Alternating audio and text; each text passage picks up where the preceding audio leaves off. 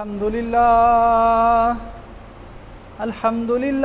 नहमदुहु व नस्तईनुहु व नस्तगफिरुहु व नु'मिनु बिही व नतवक्कलु अलैहि व नऊज़ु बिल्लाहि मिन शुरूरि अनफुसिना व मिन सय्यिआति अमालिना मन यहदिहिल्लाहु फला मुज़िल्ल लहु व मन युज़लिल्हु फला हादिय लहु व अशहदु अल्ला इलाहा इल्लल्लाहु वहदहु ला शरीक लहु व अशहदु अन्ना मुहम्मदन अब्दुहु व रसूलुहु अम्मा बाद फ़इन्न खैरल हदीसी किताबुल्लाह व खैरल हदी हदी मुहम्मदिन सल्लल्लाहु अलैहि वसल्लम व शर्रल उमूरि मुहदसातुहा व कुल्ल मुहदसतिन बिदअह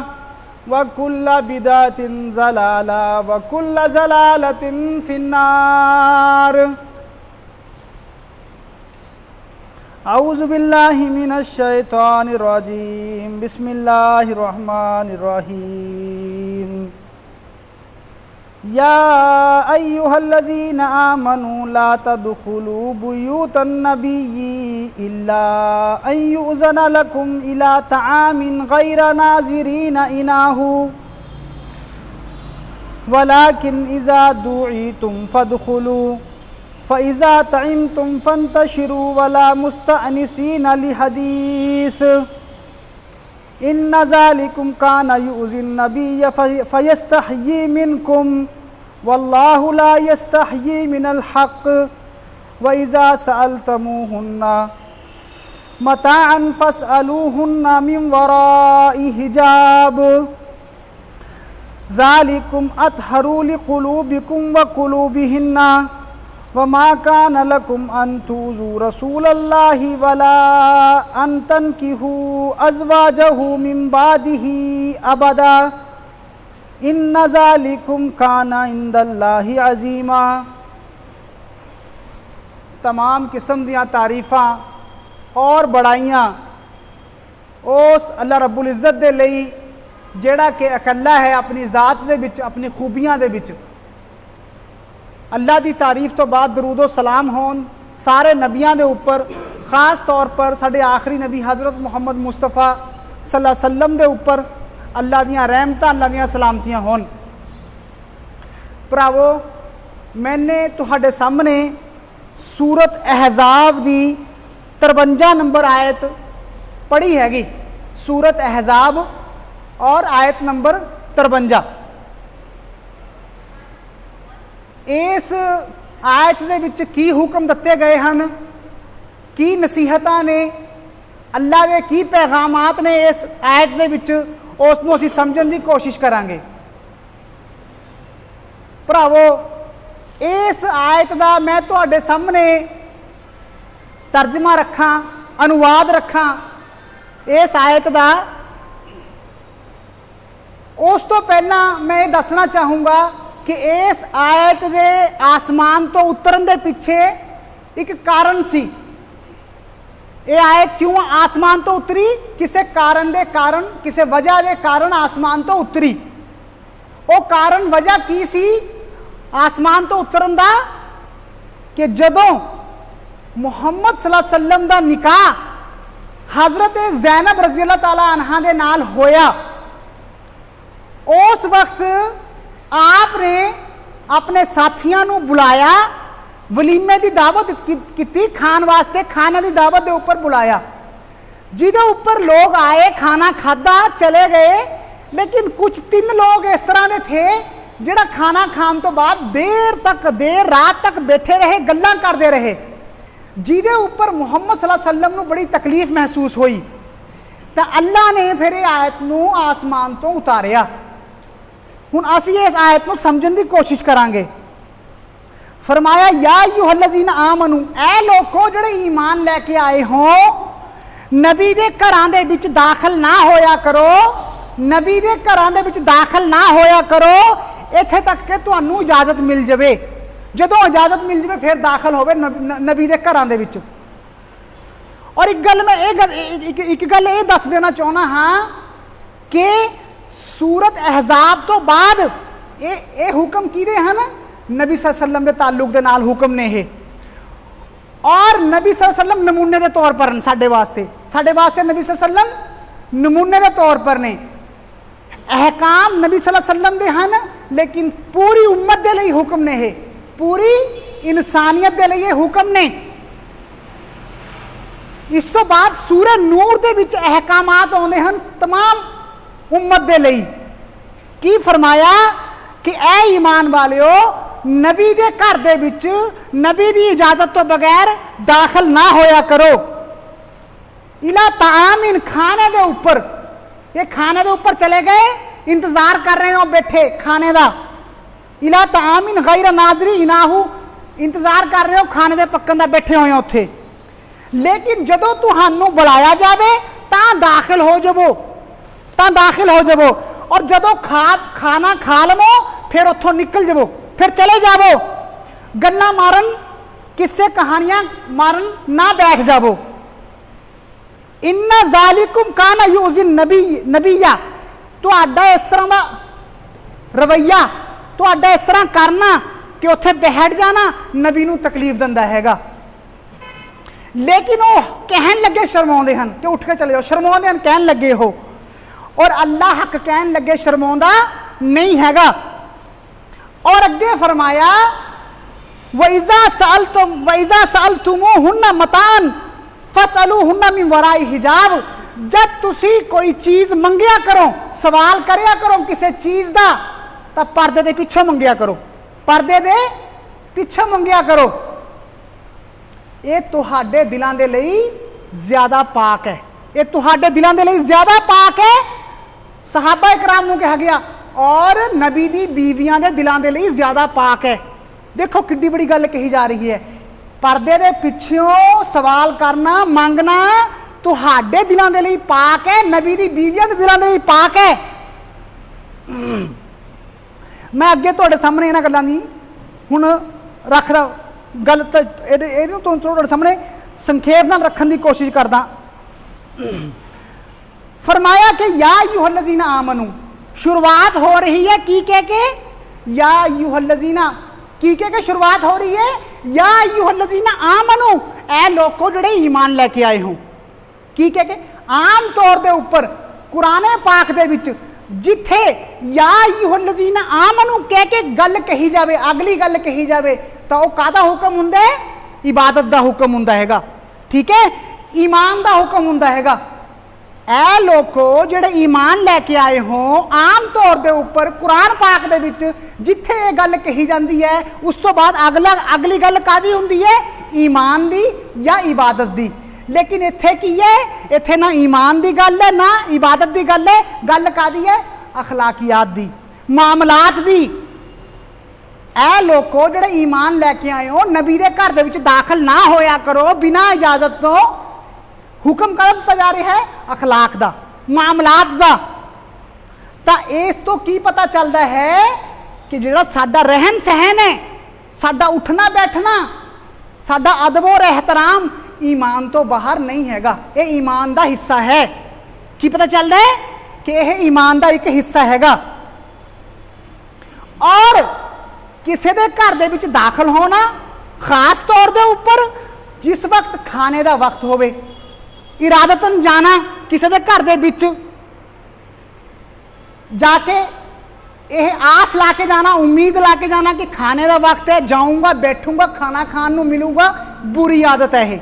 इस तो मना किया गया, इस चीज़ तो मना किया गया। अरबां ने अंदर ये आदत थी कि अरब बिना इजाजत किसी के घर दे विच दाखिल हो जाते, खाने के वक्त दाखिल होंदे, जिहदे उपर घर वाले नूं परेशानी हुंदी।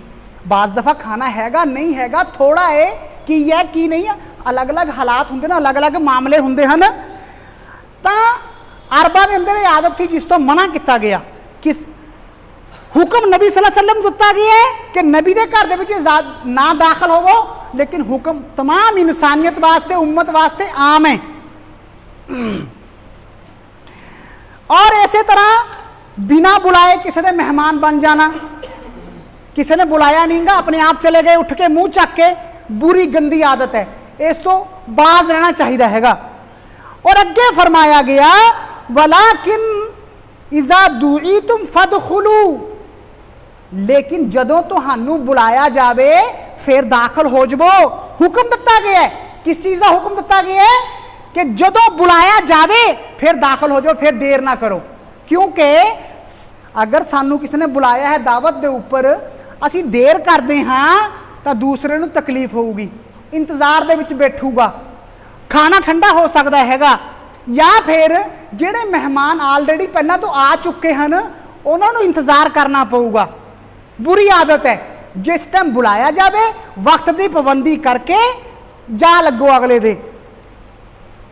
और जदों खाना खा लवो फैज़ा तईन तुम, जदों खाना खा लिया फन तशरू तो निकल जावो।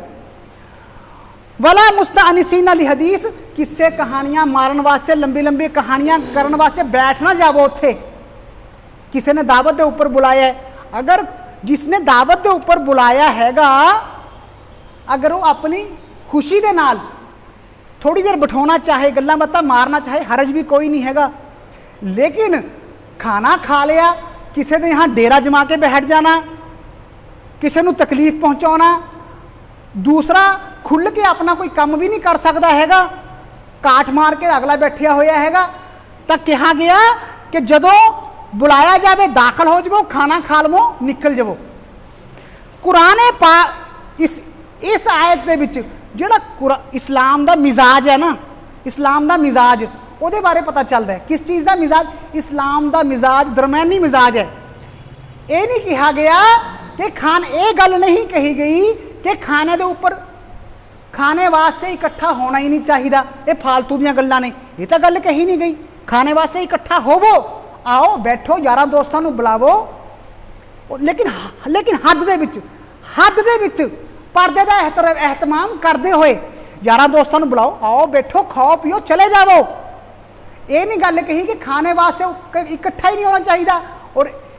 और ये भी नहीं होना चाहिए कि खाने नूं ही खाने पीने दी महफिलां नूं, दावतां नूं जिंदगी का मकसद बना लेना चाहिए है। वक्त उहदे विच ही बर्बाद हो रहा हैगा, पैसा उहदे विच ही बर्बाद हो रहा हैगा, है ना। नाम दे लई, अपनी रियाकारी दे लई बड़े ऊंचे ऊंचे प्रोग्राम करना, बड़े महंगे महंगे प्रोग्राम करना, पैलसां दे विच प्रोग्राम करना, बड़ियां डिशां दा इंतजाम करना, तो जिंदगी का मकसद ये नहीं होना चाहिए। खाना पीना जिंदगी का मकसद नहीं होना चाहिए। खाओ पियो का कहा कि चले जाओ। फिर इसे तरह अगर असी किसी के यहाँ जाने, खाना खाने, हलाल पाक साफ खाना खाने, हलाल खाना खान तो बाद हराम खाना किस तरह का है? हराम खाना किस तरह का? जायज़ है? नहीं जायज़ हराम खाना। हराम खाना की है कि खाना खान तो बाद बैठ के गल्लां मारन, गप्पा मारन, किसी का गीबत करनी, किसी की चुगली करनी, किसी की निंदा करनी, किसी को नीचा दिखाना, किसी के उपर हसना, किसी का मजाक उड़ाना, अपनी बड़ाई करनी, अपनी बड़ाई नूं पसंद करना, अपनी बड़ाई नूं पसंद करना, ये सारियां की ने? ये हराम गल्लां ने। तां कहा वला मुस्तअनिसीन लि हदीस के किस्से कहानियां वास्ते बैठ ना जाया करो, गप्पा मारन वास्ते। हलाल खान तो बाद हराम ना खावो। इन्ना ज़ालिकुम काना युज़िन नबिया, तो अड्डा इस तरह का करना, देर तक बैठे रहना, गप्पा मारना, नबी सल्लल्लाहु अलैहि वसल्लम नूं तकलीफ दिंदा है। लेकिन वो कहन तो शर्माउंदे हैं तुहानूं भरावो। कोई भी हया वाला इंसान जिहड़ा हैगा, कोई भी हया वाला इंसान वो ये ज्ञान लगे हमेशा शर्माऊगा कि खाने की महफिल खत्म हो गई, हुण तुसीं जा सकदे हो। कोई अपने मेहमान नूं इस तरह का कहना नहीं हैगा।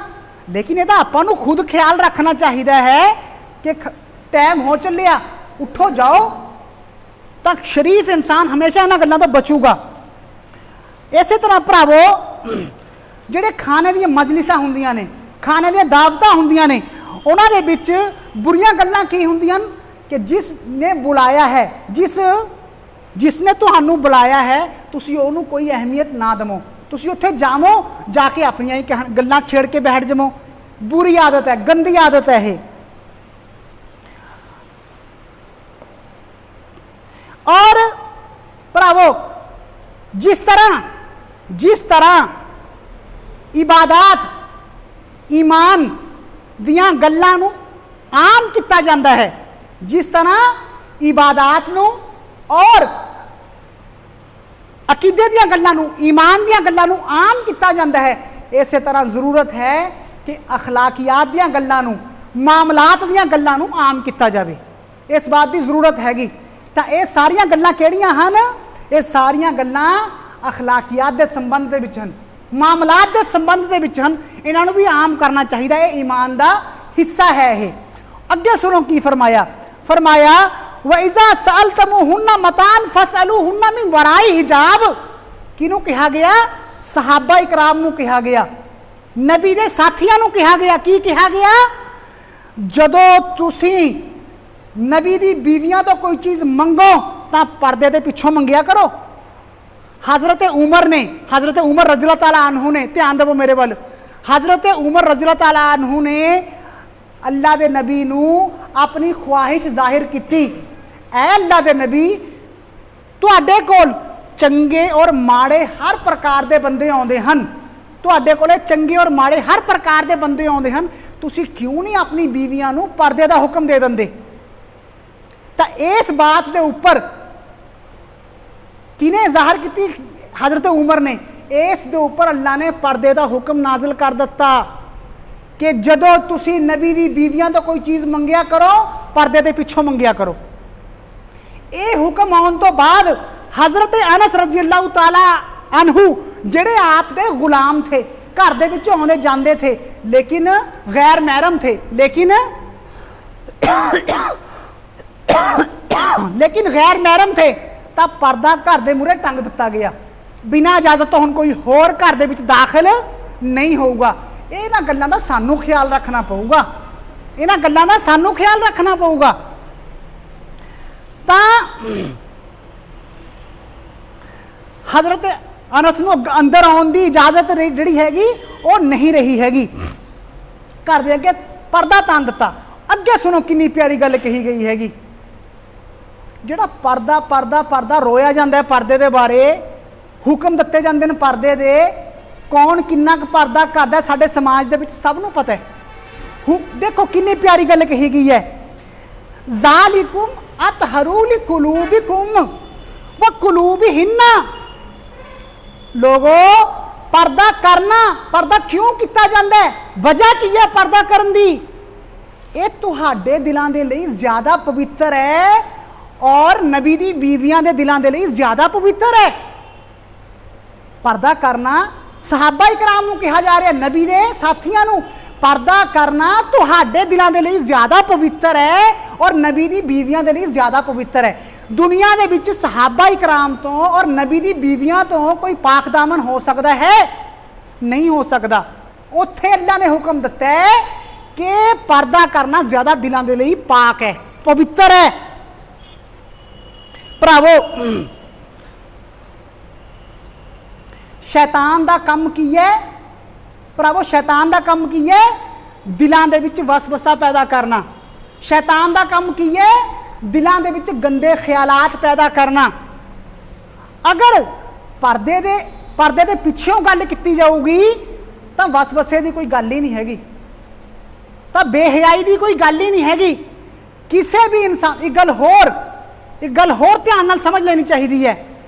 कदे भी मैं बड़ी खास गल कहन लगे हाँ, अल्लाह की तौफीक दे नाल, अल्लाह की मदद दे नाल, कदे भी किसी भी इंसान नूं अपने आप नूं बहुत नेक और पाकदामन नहीं समझना चाहिए है, चाहे कोई भी इंसान है। किसी भी इंसान नूं कदे भी अपने ताल्लुक दे नाल अपने खुशफहमी का शिकार नहीं रहना चाहिए कि मैं नेक हाँ, मैं इस तरह नहीं कर सकता हैगा, या मेरे फलां नेक ने वो नहीं इस तरह कर सकते हैगे ना। जो हुक्म दे दिता, जिन्ना हुक्म दे दिता थोड़े वास्ते काफ़ी है। शैतान पहला दिलों के ख्यालात पैदा करता है, शैतान दिलों के वसवसे पैदा करता है। साफ जी गल है, अखां दे नाल अखां मिलदियां फिर गड्डी अगे चलती है। इस तो पहला ही हुक्म दिता कि पर्दे के पिछे रहो, कि कहा कि ये ज्यादा थोड़े वास्ते पाक दामन है। अगली आयत दे विच कहा व इन तुबदू शैअन औ तुखफूहु फइन्नल्लाह काना बिकुल्ली शैइन अलीमा। सुनो, अगे फरमाया तुसी अपने कोई गल नूं ज़ाहिर करो, तुसी अपनी कोई गल नूं ज़ाहिर करो, दसो या दिल दे विच छुपा के रखो। अल्लाह हर चीज़ नूं जानन वाला है, अल्लाह हर चीज़ नूं जानन वाला है। किहदे दिल दे विच की ख्यालात आउंदे हन, किहदे दिल दे विच की बुराई पैदा हुंदी है, किसी औरत नूं देख के, किसी औरत नूं मर्द नूं देख के किहदे दिलां दे विच की ख्यालात पैदा हुंदे हन, अल्लाह सब जानन वाला है। तुसी ये गल्लां लोगां तो छुपा सकदे हो, अल्लाह तो नहीं छुपा सकदे हैगे, अल्लाह तो नहीं छुपा सकदे हैगे। तुसी किसी औरत दे बारे सोचदे रहना, किसी के उपर निगाह पै गई, हटा लो निगाह अपनी, लेकिन मुसलसल सोचते रहना किसी के बारे, मुसलसल किसी के बारे सोचते रहना, किसी लड़के का लड़की के बारे, लड़की का लड़के के बारे, मर्द का औरत के बारे, औरत का मर्द के बारे सोचते रहना, वो उपर ख्यालात लैके आना। इन्हां गल्लां नूं तुसीं लोगां तो छुपा सकते हो, अल्लाह तो नहीं छुपा सकते हैगे। की कहा कि तुसीं अपनी गल्लां नूं छुपावो या ज़ाहिर करो, लेकिन तुसीं अल्लाह तो छुपा नहीं सकते हैगे।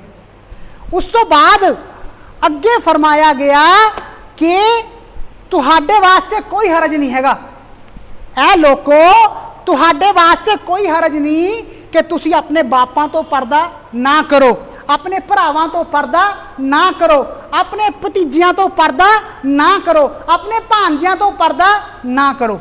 दस दिता कि तो पर्दा नहीं हैगा, यह भी दस दिता गया कि तो पर्दा नहीं हैगा। बापां तो, भरावां तो, अपने भतीजियां तो, अपने भांजियां तो पर्दा ना करो, तुहाडे उपर कोई हरज नहीं हैगा। और औरतां तो पर्दा ना करो, कोई तुहाडे उपर जिहड़ा हैगा, और औरतां तो पर्दा करो, कोई तुहाडे उपर जिहड़ा हैगा हरज नहीं हैगा। गुलाम तुहाडे औरतां होण, गुलाम पर्दा ना करो, कोई हरज नहीं हैगा। अगे गली गल कही गई वत्तकीन अल्लाह, अल्लाह तो डरते रहो। वत्तक पहला हुक्म दसे गए, ध्यान नाल सुनियो मेरी गल नूं, पहला हुक्म दसे गए कि ये तो पर्दा नहीं हैगा। उस तो बाद की कहा गया वत्तकीन अल्लाह, अल्लाह तो डरते रहो। इन अल्लाह काना अला कुल्ली शैइन शहीदा, अल्लाह हर चीज़ नूं जानन वाला है।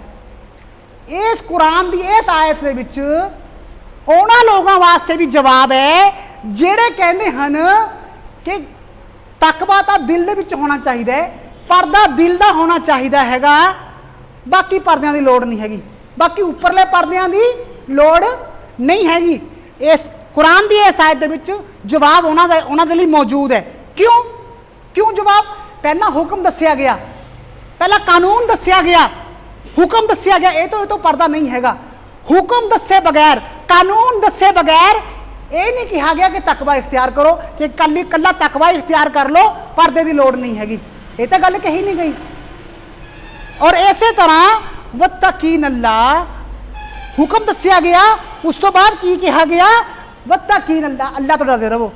ज़ाहरी तौर पर अगर कोई औरत पर्दे का लिबादा ओढ़ भी लवे, पर्दे का लिबास ओढ़ भी लवे ज़ाहरी तौर के उपर, लेकिन वो गल दे विच नरमी पाई जाए, वो चाल चलन दे विच लचक पाई जाए, हस हस के गल्लां करना, औरतों का यह इस तरह की गलतियां औरतों तो हो जांदियां, पर्दे वालियां औरतों तो, कि जिहड़ियां बज़ाहर पर्दे के अंदर हुंदियां हन, बुरखा लत्ता हुंदा है, उस दे बावजूद उन्हां दा चाल चलन, उन्हां दा हसी मजाक, उन्हां दा उठना बैठना जो पर्दे का मकसद है वो प्राप्त नहीं हुंदा हैगा जदों तक अल्लाह तो ना डरिया जाए। वत्तकीन अल्लाह, अल्लाह तो डरते रहो।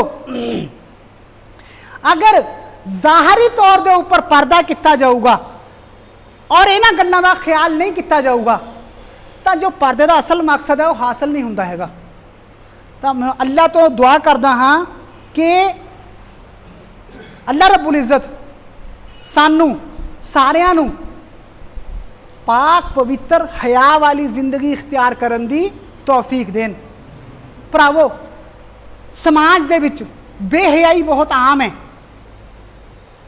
ਬੇਹਯਾਈ ਸਮਾਜ ਦੇ ਵਿੱਚ ਬਹੁਤ ਆਮ ਹੈ। ਸਾਡੇ ਸਮਾਜ ਦੇ ਵਿੱਚ ਪਰਦੇ ਨੂੰ ਬਹੁਤ ਔੜ ਸਮਝਿਆ ਜਾਂਦਾ ਹੈ, ਜਦ ਕਿ ਪਰਦੇ ਦੀਆਂ ਬੜੀਆਂ ਹਿਕਮਤਾਂ ਨੇ, ਬੜੀਆਂ ਸੂਝਵਾਨੀਆਂ ਨੇ ਪਰਦੇ ਦੀਆਂ। ਇਨਸਾਨ ਬਹੁਤ ਹਿਫਾਜ਼ਤ ਦੇ ਵਿੱਚ ਰਹਿੰਦਾ ਪਰਦੇ ਦੇ ਵਿੱਚ।